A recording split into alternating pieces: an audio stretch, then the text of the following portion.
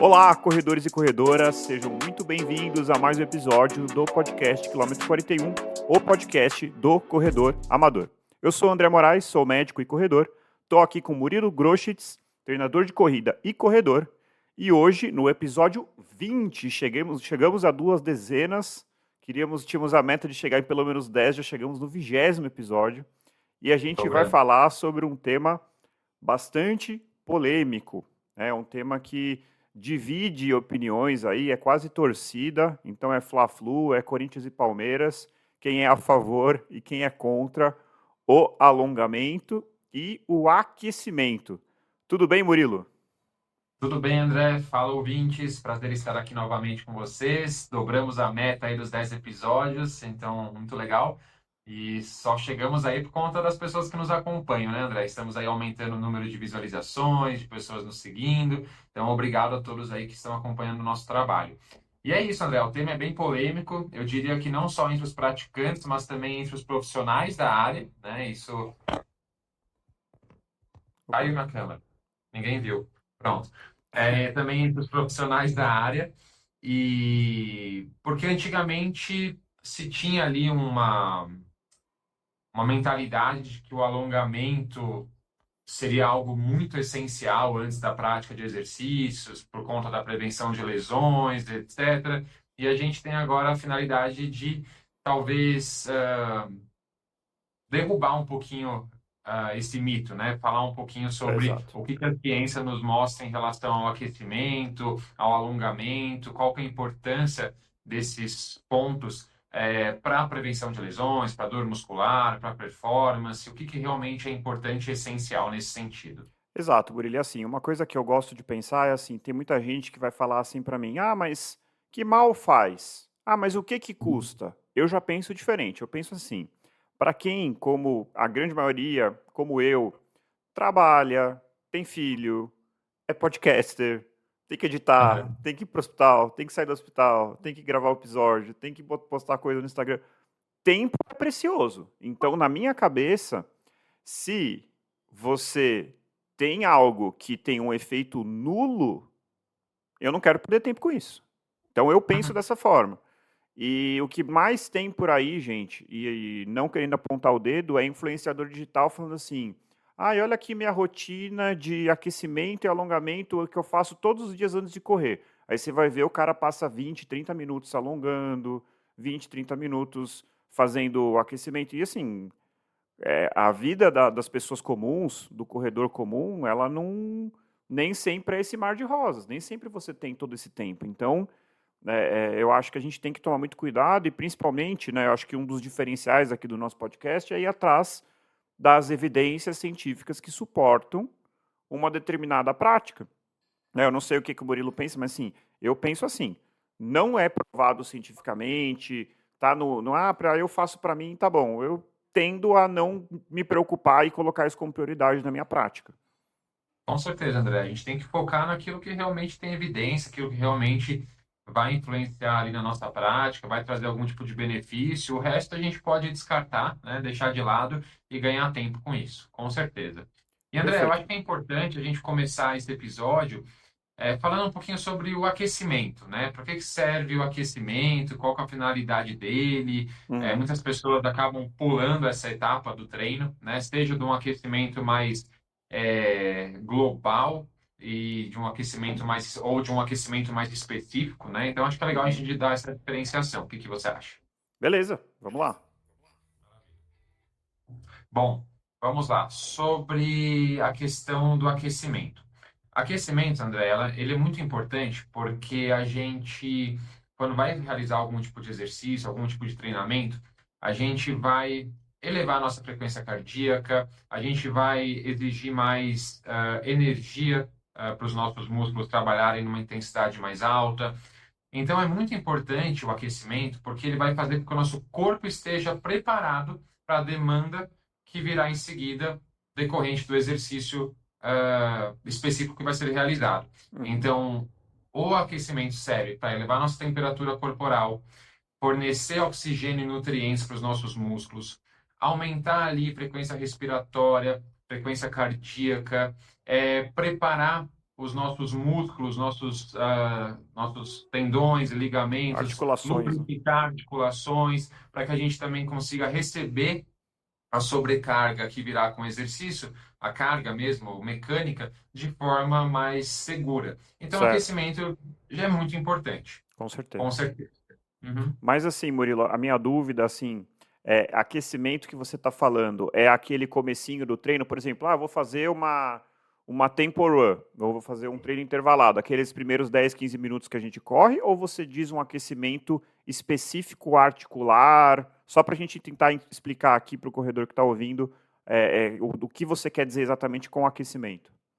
perfeito. Há os dois tipos de aquecimento, se eles forem combinados, melhor ainda. Então, se a gente puder fazer um aquecimento mais articular, movimentos articulares, né? Por exemplo, balanço da perna para frente e para trás, balanço do nosso tronco, movimentos que envolvam todas as articulações do nosso corpo ou aquelas que vão ser mais exigidas na prática esportiva que virá em seguida, né? No caso da corrida, então trabalhando mais o nosso tronco e membros inferiores, e em seguida realizar um aquecimento mais específico, que aí é sim o aquecimento de um trote leve, de uma corrida leve. Isso é bem importante. Se a gente puder combinar as duas coisas, melhor ainda. Perfeito. Murilo, eu vou, assim, como que eu faço na prática, eu até vou usar o meu exemplo e você me disse se é mais ou menos o que você está querendo dizer. É, Ok. o aquecimento, geralmente eu faço justamente esse com a perna, então para frente e para trás. Geralmente eu começo com uma baixa amplitude e vou aumentando a amplitude, eu faço isso unilateral. Então você está Uhum. ali mobilizando a articulação do quadril, o joelho está estendido, mas você está mexendo também o joelho e o pé, né? Exatamente. Posteriormente, eu faço com a outra perna e depois eu faço o lateral. Então, basicamente, eu vou estar assim, eu vou fazer a minha perna assim e assim. Então, fazer Aham. abdução e adução. É a mesma coisa. Eu começo de forma mais perto do meu tronco e vou ampliando. Uhum. Depois eu faço alguns aquecimentos para o tornozelo. Eu que já tive várias lesões em pé, então da parte, imagina que isso aqui é meu pé, do calcanhar para a ponta, da ponta para a parte de trás, do É. calcanhar para a ponta, da ponta para a parte de trás. Então, calcanhar, ponta do pé, o calcanhar. Faço isso assim, e é uma rotina que eu demoro, sei lá, 2 minutos. Isso é o meu, Uhum. o meu aquecimento articular. Dou uma girada no Sim. braço, mobilizo o meu tronco e parto. Então, esse seria o meu aquecimento articular. A parte Uhum. do aquecimento da corrida, uma coisa que eu sempre tento fazer, até porque geralmente, gente, quando a gente está treinando, a gente, como aquele comecinho da corrida, você está com aquela fadiga do treino anterior, a não ser que você Uhum. esteja completamente descansado, eu sinto que eu começo a correr meio duro, assim, até meio bem atrapalhado. Conforme, então assim, eu evito de sair já, vou sair no ritmo forte. Eu saio no ritmo leve e eu percebo Uhum. que até sem mudar a percepção de esforço, gradualmente o meu ritmo ou o meu pace vai indo para uma zona mais e ficando um pouquinho mais rápido, né? E eu acho Uhum. que é muito efeito aquele músculo que você pegou um pouquinho pesado na academia ontem, aquela dor vai embora. Então isso que eu Uhum. entendo como aquecimento. Não sei se é mais ou menos isso. Exato, André. A musculatura se aquecendo, a corrente sanguínea fornecendo mais nutrientes e oxigênio para os nossos músculos. Tudo isso faz com que a sensação de desconforto que os primeiros minutos do exercício trazem vá embora, né? E a corrida flua de forma mais natural. Então, é exatamente isso que você mencionou, né? Então, a gente uniu o aquecimento articular, que você mencionou, que vai envolver alguns componentes ali também de alongamento dinâmico, que a gente vai falar disso mais para frente também, somado a esse aquecimento específico, correndo num ritmo leve, né? Isso é super importante, fazendo aquele paralelo também com o nosso episódio sobre a regra do 80-20, você respeitar a baixa intensidade. Então, Uhum, aquecimento é um bloco do treino em que deve ser feito em baixa intensidade, né? E isso auxilia também na manutenção dessa proporção 80-20, né? aham, Mas também para fazer com que o nosso corpo responda melhor ao exercício. Então, você fazer um bom aquecimento faz com que, consequentemente, na hora de fazer força, na hora de fazer um intervalado, na hora de fazer um tempo run, você esteja mais bem preparado. Então, perfeito, realmente, o perfeito. aquecimento ele é fundamental para a corrida, para qualquer esporte, na verdade, né? Maravilha, Murilo. Então, sobre aquecimento, a gente pode dizer assim, a evidência é baixa, né? Assim, Uhum. é uma coisa muito mais de se sentir bem, que eu acho que é importante, né? Acho que se sentir Uhum. bem ao correr é algo que a gente deve buscar, né? Afinal de contas, é um hobby para a grande maioria das pessoas. Então, assim, eu vejo o aquecimento com relativos bons olhos. Só não acho que é a coisa mais importante do mundo, eu acho que tem a sua importância, mas não é o número um, número dois, número três da coisa que a gente tem que se preocupar. Agora, o Bem, alongamento. Pode falar. só um detalhe também, André. Eu concordo com a questão, né, é muito mais ali a percepção, você se sentir melhor, você ultrapassar, né, esse início do exercício que é um pouco mais penoso normalmente, mas também tem uma questão muito de absorção de carga mecânica, né? Então a gente, na maioria das vezes, tem ali rotinas muito paradas, né? O nosso trabalho muitas vezes ah, envolve ficar muitas horas sentado, então há uma maior rigidez muscular, nossas articulações frias, com pouca Aham, lubrificação. Então, se a gente ali sai do ambiente de trabalho, por exemplo, ou para quem treina de manhã, acorda, mal se movimenta e já sai para a rua para correr, às vezes isso pode ser um pouco ruim também no ponto de vista mecânico. Então, perfeito. o aquecimento e iniciar a parte específica do treino ali, o aquecimento, de forma bem leve, faz com que a nosso sistema ali a osteoarticular fique mais bem preparado para a absorção de carga mecânica. Então, isso é bem evidente, isso ajuda Com bastante certeza. também. Quer ver um exemplo Uhum. disso, Murilo? Depois que você fez uma prova ou depois que você fez um treino pesado, quando a gente acorda Uhum. de manhã, aquela sensação de que você tá duro, que você. E aí você vai, levanta, passa um café meio rastejando, eventualmente dá uns primeiros passos, daqui a meia hora, uma hora, você tá bem, né? O que que aconteceu? Você Uhum. justamente pegou aquela articulação que ficou parada por idealmente ali 8 horas durante o seu sono e tá Uhum. mobilizando, tá levando circulação, tá aquecendo. Então, assim, é muito nesse sentido, né? Perfeito. Eu mesmo, assim, eu tenho, confesso aqui que eu tenho até dificuldade, assim, de ser essas pessoas que acorda às 6, 6h30 tá correndo. Eu pessoalmente tenho bastante dificuldade, assim. Eu demoro Uhum. ali cerca de 1 hora para engatar uma terceira, vamos dizer Guardar. assim, para conseguir botar o Fazer, pé fora de casa, assim. Eu tenho um tempo ali que eu preciso para e também depois de dar tomar o look da um sua bom alma. café, né? Um bom café. Ainda mais no frio, como é essa semana que a gente está passando hoje em São Paulo. Mas Uhum. enfim, acho que um outro ponto que eu vou fazer aqui 3 perguntas que eu acho cruciais em relação a alongamento especificamente. E a Legal. primeira delas é uma grande discussão. Alongar de forma sistemática e regular é Uhum. capaz de prevenir lesões? Não, André. E isso também não há evidência científica em relação à realização frequente de alongamentos e prevenção de lesões. O que se sabe aí, trazendo para a corrida, é que para boa execução da mecânica de corrida, um certo nível de flexibilidade, e aí eu vou fazer um parênteses aqui, que flexibilidade, a capacidade da musculatura e de outros tecidos moles, como tendões e ligamentos se estenderem e depois voltarem para a forma natural. Uhum, Então, há um nível ideal ou mínimo, digamos assim, de flexibilidade para que um corredor ou uma corredora exerça ali o gesto motor da corrida de forma eficiente, de forma mais econômica. Mas, do outro lado, nós temos a pessoa que tem falta de flexibilidade uhum, ou excesso de flexibilidade. Nenhum dos extremos é saudável. Você ser muito pouco flexível ou ser hiperflexível pode sim acarretar ou aumentar a probabilidade da ocorrência de alguns tipos de lesões. certo. Uhum. Outra dúvida que eu tenho, não sei se a gente vai conseguir sanar aqui, é em relação à flexibilidade. Uma pergunta que vai parecer estranha para muita gente, mas assim, a flexibilidade é algo inato, ou seja, você nasce com isso, Uhum. ou é algo adquirido? Porque, por exemplo, vou dar de novo, assim, acaba dando o meu exemplo porque eu quero ilustrar, assim. Eu Sim. sou uma pessoa que tem pouca flexibilidade, eu tenho consciência disso. E já houve períodos na minha vida em que eu falei, não, chega, eu quero ficar mais flexível e me coloquei assim um projeto de tentar buscar a flexibilidade. E eu falei miseravelmente, assim, em ganhar flexibilidade. Então eu realmente tenho essa dúvida, assim, se alongar ou fazer exercício de flexibilidade é capaz, de fato, de aumentar a flexibilidade de uma pessoa. Às vezes eu tenho a impressão que é uma coisa meio da pessoa, assim. Uhum.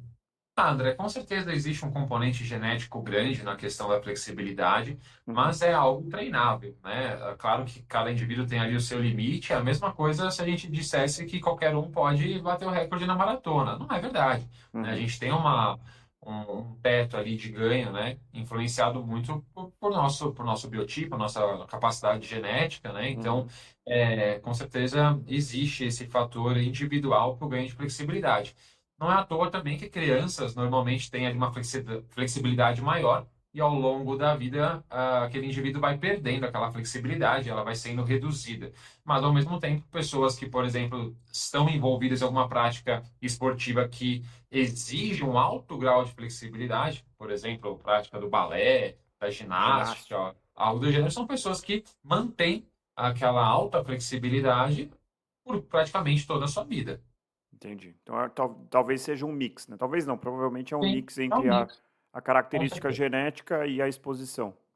Sim, Perfeito. e aí, André, outro, abre parênteses aí, você buscou ali trabalhar a sua flexibilidade, disse que falhou, e provavelmente isso não teve ali grande impacto na sua vida, né? Talvez ali para a prática esportiva que você realiza, para a corrida, né, para outras atividades do seu dia a dia, Uhum, ser muito flexível é algo que talvez não tenha ali um significado muito importante. Então, para a certo. sua prática esportiva, para o seu dia a dia, ao nível de flexibilidade que você tem atualmente, está ok, né? Mesmo assim, você não teve ali nenhum tipo de lesão na corrida, ocasionado também provavelmente por conta de uma falta de flexibilidade. Então, Uhum. assim, vida que pegue. Para você não é algo tão relevante assim. É, assim, eu tenho um histórico de lesões alto, mas assim, eu não sei se eu consigo correlacionar com a minha, entre aspas, falta de flexibilidade. Essa é a minha grande dúvida aí. Acho que vale a pena a gente Uhum. buscar estudos nesse sentido, assim, se pessoas com baixa flexibilidade, se isso é um fator de risco ou não para a Uhum. lesão. Até onde eu procurei, eu não encontrei. Eu já fiz essa procura e não fui capaz. É claro que está saindo estudo novo toda vez. A gente não fez especificamente sobre isso, né, sobre esse ponto. A gente está aqui Uhum. tentando falar mais sobre a prática de alongar ou não alongar. E aí, Não, nesse aspecto, a gente tem uma negativa. Assim, você colocar o alongamento de forma sistemática na sua prática não é capaz de diminuir a incidência de lesões. E aí acho isso. que você trouxe um estudo para corroborar isso que a gente está falando, né? Isso, exatamente, André. Trouxe um estudo aqui publicado no Journal of Athletic Training em 2005, tá? É um estudo que teve ali como principal objetivo analisar a prática do alongamento, né? A realização do alongamento logo antes ou logo depois da sessão de exercício, tá? Então Uhum, vamos ver se alongar ajuda ou não na prevenção de lesões e uhum, na diminuição da dor muscular pós-exercício. Então, esse foi o perfeito. objetivo do estudo, tá? É um estudo que tem ali suas limitações, foi um estudo feito com indivíduos homens bem treinados, militares no caso, então não tem ali uma especificidade muito grande com a corrida, mas tem com exercício. E o estudo falhou ao ao tentar encontrar efeito positivo significativo do alongamento, seja ele antes ou depois, sobre esses dois parâmetros. Ou seja, não existe evidência de que alongar antes ou depois da sessão de treino traria ali uma menor chance de desenvolvimento de lesões ou redução da dor muscular. Legal, Murilo. Então, não só o prevenção de lesão ele falha, como também não diminui o desconforto relacionado ao treino, né? E aí eu sei que vai Perfeito. ter um ouvinte que está ouvindo aqui e fala, nossa, mas eu me sinto tão melhor quando eu alongo. Ou, Uhum. nossa, alongamento para mim é fundamental. E eu vejo da seguinte forma, se você alonga e isso te faz bem, que seja se sentir bem, né? Como eu já falei, se sentir bem é importante. Então, se você Claro. ao alongar sente bem-estar, alongue, né? Não tem problema Uhum. nenhum. Agora, eu odeio alongar, é o meu caso, é uma tortura para mim, é uma dor horrorosa.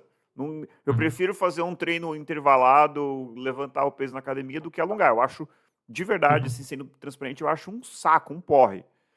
Por que Uhum. que eu vou fazer algo que, além de eu achar extremamente desagradável, ainda não traz benefício, né? Ou pior, por que que, diante da minha escassez de tempo, eu vou gastar tempo com isso? É assim que eu enxergo. Eu não sei se o Murilo concorda aí, mas assim, eu penso assim. André, eu concordo. Meu único porém é no caso do atleta que ele tem muita pouca flexibilidade. Que Uhum, aquilo de alguma forma prejudica muito a mecânica de corrida dele. Por exemplo, ele tem uma dificuldade muito grande de extensão de quadril, por exemplo, durante o uhum, gesto da corrida, talvez ocasionado por uma falta de flexibilidade na musculatura extensora do quadril. Então, talvez trabalhar essa musculatura, né? Traria ali um ganho, uma melhora na mecânica de corrida. Nesse caso, esse indivíduo poderia sim se beneficiar do alongamento com finalidade de ganho de flexibilidade, né? tá, Ou também das pessoas que têm no seu dia a dia problemas decorrentes também da falta de flexibilidade. Então, uma pessoa que sentada num escritório ali tem uma postura muito ruim, por uhum, conta também de encurtamento de musculatura de uhum, cadeia posterior, de lombar, etc. Tudo isso pode ser é, resolvido com ganho de flexibilidade. Mas assim, se você não tem esse tipo de problema, seu gesto da corrida é eficiente, não há muito porquê você ficar perdendo o seu tempo, gastando o seu perfeito. tempo valioso com alongamentos visando ganho de flexibilidade. Maravilha, Murilo. E aí, então, pensando assim, tudo bem, então não previne lesão e performance, né? Assim, a pessoa, a gente vê, Uhum. toda vez que a gente se depara com um atleta profissional, a gente vê que muitos estão ali se alongando e tal, a gente tem Uhum. aquela tendência natural de copiar, né? Quem é o padrão ouro ali, é a referência, né? Nossa referência é aquele atleta profissional, alongando antes de entrar, ou seja jogador de futebol ou um corredor antes Uhum. de competir, sempre está Sim. alongando. Melhora a E aí, performance ou não? se melhor... Então, aí eu queria só fazer um outro adendo primeiro, que a gente até agora está falando principalmente de alongamento estático. E eu acho Sim, muito sim. importante a gente fazer essa diferenciação. Para os nossos ouvintes, né? Então, assim, para quem não sabe, a gente tem vários tipos de alongamento, né? Existem várias categorias, mas eu vou dividir em duas principais, ok? Que é o Tá. alongamento estático, que envolve você, por exemplo, segurar a ponta do seu pé, puxar a sua perna para trás, realizando ali uma flexão do seu joelho, alongando, por exemplo, a parte anterior da sua coxa, o quadríceps, né? Uhum. Então, isso é um alongamento estático. Ou Você aquele clássico de alongar. tentar encostar no chão. Em pé, flexiona, Perfeito. tenta encostar no chão. Aí vê, ah, olha, eu consigo encostar o dedo, eu encosto a mão Isso, inteira. Como eu fico a um palmo do chão. É aquele perfeito. clássico, né? Esse é o estático. Então, você estende a musculatura, segura essa musculatura estendida por um tempo determinado e depois relaxa essa musculatura. Isso é alongamento estático. Alongamento dinâmico, André. A gente estende a nossa musculatura, um N número aí de vezes, mas logo em seguida relaxa ela, sem que haja ali um momento de manutenção dessa extensão. Então, a gente não, por exemplo, não seguraria a perna para trás, ou não ficaria ali com as pernas estendidas tentando encostar as mãos no chão. A gente faria vários movimentos é, em sequência, mas de forma mais curta e rápida, sem segurar a musculatura em extensão. Esse é o alongamento dinâmico. Então há essa Perfeito. diferenciação. E até agora nós estávamos falando principalmente do alongamento estático. Certo. E Uhum. aí, assim, Murilo, eu vou falar, então, assim, o estático, que é o clássico, é o mais conhecido, o mais realizado, em relação ao que a gente estava falando sobre a performance. Qual é o efeito que ele tem? Não há efeito significativo positivo. E há alguns estudos, e aí eu trouxe um aqui, que mostram redução de um parâmetro muito importante para a prática esportiva, que é da potência muscular, da força de potência. Então, esportes, por exemplo, que envolvem saltos, e aí a corrida se enquadra nisso, apesar de não serem saltos de extrema potência, extrema Uhum. velocidade, mas esportes como vôlei, Ou um basquete, sprinter, né? tênis, Se acabamos de passar pela sprint. Olimpíada, uma corrida de 100 metros. Exato. Exatamente. Uma corrida de 100 metros, de 400 metros, que envolve uma potência muscular muito Uhum. grande. A potência muscular pode ser afetada, sim, pelo alongamento estático. E daí eu trouxe um estudo brasileiro de 2019, foi uma revisão, na verdade, da literatura, que mostrou que o alongamento estático feito antes da prática esportiva influencia na força de potência, na potência muscular. E aí a Uhum. forma como a maioria dos estudos investigou os efeitos desse alongamento sobre a potência foi através de um teste de salto horizontal. Então, verificou-se que os indivíduos desses estudos tiveram ali um decréscimo da capacidade de salto horizontal depois de realizarem o alongamento estático. Ah, mas a corrida é um esporte onde não tem muita potência, etc. Tem menos, mas existe sim a influência Depende muito da da potência distância. de força, principalmente em treinos que envolvem mais velocidade. Uhum.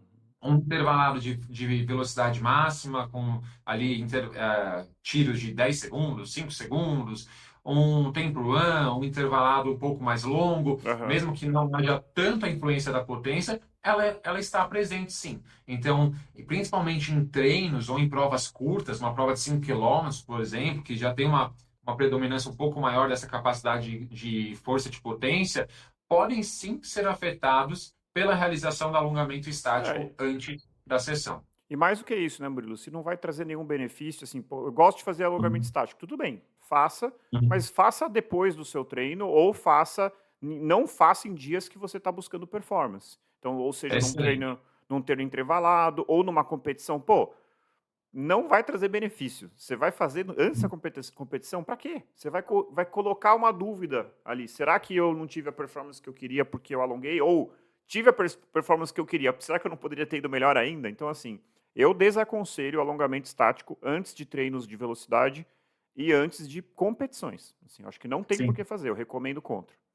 Exato, André. Não há evidência científica que sustente essa prática. E aí eu gostei muito do que você falou agora, era um ponto que eu gostaria muito de mencionar mesmo, que é a questão, você gosta de fazer, ou você precisa fazer porque você tem ali um Uhum, encurtamento muito severo, ou algum ponto ali na mecânica da corrida que poderia ser melhorado por conta do aumento da flexibilidade. Faça a sua sessão de alongamento ou num período distinto do dia daquele que uhum, você correu, ou fez seu treino de força, por exemplo, ou de preferência num dia da semana diferente. Talvez uhum, ali, logicamente falando, se você já treina ali 5, 6 vezes na semana, não dê para você fazer em dias diferentes. Mas se você puder fazer em momentos diferentes do dia, melhor. Então, uhum, isso ajuda bastante. Por quê, André? Porque para a gente ganhar flexibilidade, o alongamento ele precisa ser feito com uma intensidade um pouco mais alta. Daí eu até trouxe aqui, onde que eu... Bom, achei. O American College of Sports Medicine, né, que é um órgão muito renomado no mundo, que traz ali diretrizes, protocolos para a prática de exercícios físicos, diz que para ganho de flexibilidade, o alongamento deve ser estático, ele deve durar ali de 10 a 30 segundos de duração. Então, cada movimento que você realiza, cada musculatura alongada deve ser mantida em extensão ali durante mais ou menos 10 a 30 segundos. E aquelas sessões de alongamento devem ser feitas de 2 a 3 vezes na semana, uhum. tá? E numa intensidade que gere um desconforto. Então não adianta ser aquele alongamento gostosinho que a pessoa faz ali para relaxar, faz ali vendo televisão. Não, tem que ser uma coisa um pouco mais intensa, ultrapassando um pouco o limite da dor. O que acontece, André? Quando a gente faz um alongamento assim numa intensidade mais alta, há, consequentemente, ruptura ali de algumas pequenas fibras musculares. É natural que isso aconteça, porque a gente vai exigir um pouco mais da nossa musculatura, vai deixá-la sob tensão por mais tempo e é normal que ela acabe, entre aspas, sofrendo microlesões. Da Uhum. mesma forma, o exercício físico também faz isso com a gente, Aham. principalmente um treino mais intenso, uma prova. Então, por que eu vou alongar visando o ganho de flexibilidade, que necessita essa intensidade um pouco mais alta do alongamento? Por que eu vou realizar esse alongamento após o exercício que já foi danoso para a minha musculatura? Então, talvez seja ali aumentar muito o dano muscular de forma desnecessária. Então, o Aham. ideal é que você espace isso ao longo de um dia ou realize num dia diferente. Certo. Porque aí a sua musculatura já vai estar um pouco mais recuperada e você não vai ter ali esta sobreposição de microlesões na sua musculatura. Perfeito. Isso para aquelas pessoas que são a exceção, que a gente está querendo melhorar a flexibilidade, porque identificou que essa falta de flexibilidade está acarretando alguma consequência na Uhum. corrida dessa pessoa, e aí a pessoa está com uma mecânica de corrida ruim. Então seria assim, Para essas pessoas em que a gente entendeu que a flexibilidade está sendo um problema, que é a exceção, seria interessante de afastar dos treinos, né? E aí, Perfeito. Murilo, eu queria fazer uma ressalva, uma coisa até que não estava na pauta, mas acho que é muito importante de falar, que é assim, o alongamento, gente, para quem quer fazer, ou para quem essas pessoas que estão buscando flexibilidade, tudo bem, mas assim, não é, se você, por exemplo, como eu, tá se recuperando de uma tendinite do calcâneo, né, tendinite do Aquiles, o alongamento Uhum. é deletério, tá? Ele é ruim. Isso aí eu falo com propriedade e com tranquilidade que, assim, se você, ao fazer um alongamento, sente um desconforto, principalmente tendíneo ou articular, anormal, de Uhum. duas uma, ou você está agravando a sua lesão, ou você está fazendo algo que não vai melhorar a sua lesão. Tá? Então, assim, Uhum. e um tendão inflamado, irritado, com tendinite, com tendinopatia, ele não vai melhorar por ser alongado. Isso é muito importante de falar, né? Porque é uma dúvida que eu tive por muito tempo, né? Diante das tendinites que eu já tive. E hoje, depois de estudar muito e buscar profissionais gabaritados e que me trouxeram aí a literatura nesse sentido, eu tenho tranquilidade em dizer que, assim, se você está com uma tendinite, não alongue esse tendão, porque às vezes as pessoas tendem a falar assim, nossa, tá inflamado, então vou lá esticar esse tendão para ver se melhorar, eu tô lesionado, então preciso alongar mais. Não precisa, não deve alongar mais em cima de uma lesão, em hipótese alguma. Uhum. Perfeito, André. Isso é um ponto muito importante. Uhum. Bom, então, Murilo, só para a gente colocar aqui de uma forma clara tudo que a gente falou. Alongamento previne lesão? Não. Não. Alongamento melhora a performance? Não só não melhora, como pode eventualmente piorar, principalmente em O alongamento estático. o Uhum. alongamento estático e para exercícios que dependem muito daquela força explosiva muscular. O alongamento pode causar lesão? Essa é uma pergunta que a gente não respondeu ainda. Então, assim, uma pessoa que Uhum. não, diferentemente do que eu acabei de falar, que assim, você tem uma lesão, você tem uma tendinite do Aquiles, você alongar o Aquiles vai ajudar a sua tendinite? Não vai. Não vai ajudar e pode piorar. Agora, eu não estou lesionado. Eu posso, ao alongar, gerar uma lesão? É um pouco difícil de responder isso, né? Assim, depende muito de como você faz. Às vezes, assim, se uma pessoa está indo com muita sede ao pote, eu acho que isso é possível, sim. Né? Assim, É, é difícil, acho que a literatura não tem ainda algo muito evidente nesse sentido, mas pensando, como eu falei anteriormente, que o alongamento estático feito em alta intensidade gera microlesões, uhum, e se em sequência você realizar um exercício que exija muita força muscular, potência de força, talvez isso faça com que se aumente um pouco o risco de desenvolver algum tipo de lesão muscular. Pode ser que sim. perfeito. E aí, o Uhum. ponto que a gente já falou, mas só para juntar aqui, em relação à flexibilidade, né? Então, a flexibilidade nos seus extremos, ou aquela pessoa extremamente contraída, dura, que tem pouca. Pode ser que isso seja um problema. E aquela pessoa que tem excesso de flexibilidade, então aquela pessoa que toda hora está luxando o ombro, torcendo o tornozelo, Uhum. essa pessoa também poderia se ter excesso de lesão. Agora, para quem é hiperflexível, é difícil ter algo a ser feito, né? Mas para quem tem uma flexibilidade muito anormal, ao ponto de mudar a sua mecânica de corrida, a gente poderia pensar em exercícios de flexibilidade. Então, assim, na minha Sim. cabeça, Murilo, não sei se você concorda, a conclusão é, se você gosta de alongar, pode alongar. Se você Uhum. não gosta de alongar, a única situação em que valeria a pena incorporar isso na sua vida é se você de fato tem uma flexibilidade muito comprometida ao ponto de prejudicar a sua mecânica de corrida, né? E aí sim Sim, fazer exercícios de flexibilidade, que como você já falou, tem que ser algo regular, então 3 vezes por semana, e numa exato. intensidade que assim, não é nem a dor excruciante, meu Deus, está quase estourando meu Aham. tendão, mas também não dá para ser um alongamento gostosinho. Tem que ser um alongamento Não. mais moderado, para assim, um pouquinho além daquela dor, aquele desconforto do alongamento que, como eu já falei, eu acho horroroso. Aham. Perfeito, André. Exatamente. Então, Exatamente isso. E aí, André, você mencionou também a questão da hiperflexibilidade, né? A pessoa que tem uma flexibilidade muito alta, e aí não tem muito o que fazer em relação a isso. E é interessante, mas eu não trouxe aqui nenhum artigo em relação a esse ponto, mas já li outras vezes que essas pessoas estão suscetíveis a um maior número de lesões, principalmente lesões como entorses, por exemplo, Uhum, distensões musculares, etc. Porque aí esse ponto é interessante também de falar aí para os nossos ouvintes. A nossa musculatura, quando ela é estendida de forma muito veloz, por exemplo, quando você vai dar um sprint, um jogador de futebol vai chutar uma bola, etc., essa musculatura, ela é estendida, mas em seguida ela contrai de forma inconsciente, né? É uhum, um reflexo ali do nosso músculo, para proteger a nossa fibra muscular. E se a gente é hiperflexível, o músculo demora muito para perceber que está sob uma alta extensão, uma alta uhum, tensão, e demora a responder. Então, por exemplo, se eu estou correndo, piso numa guia e viro o meu pé, a musculatura que deveria perceber rapidamente esse movimento de torção uhum.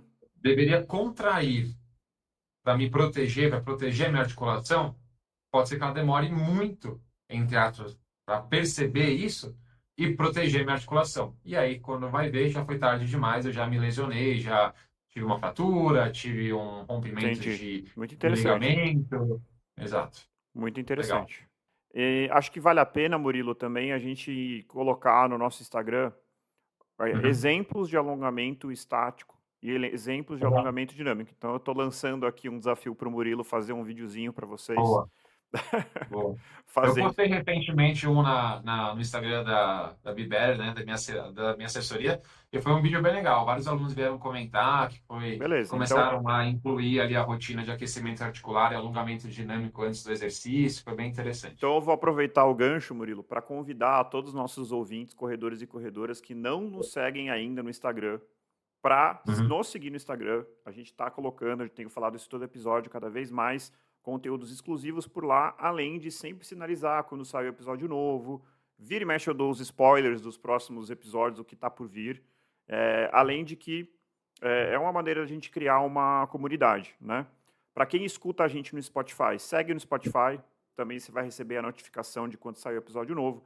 Se inscreva no nosso canal do YouTube e ative o sininho de notificação também para quem prefere consumir o conteúdo pelo YouTube.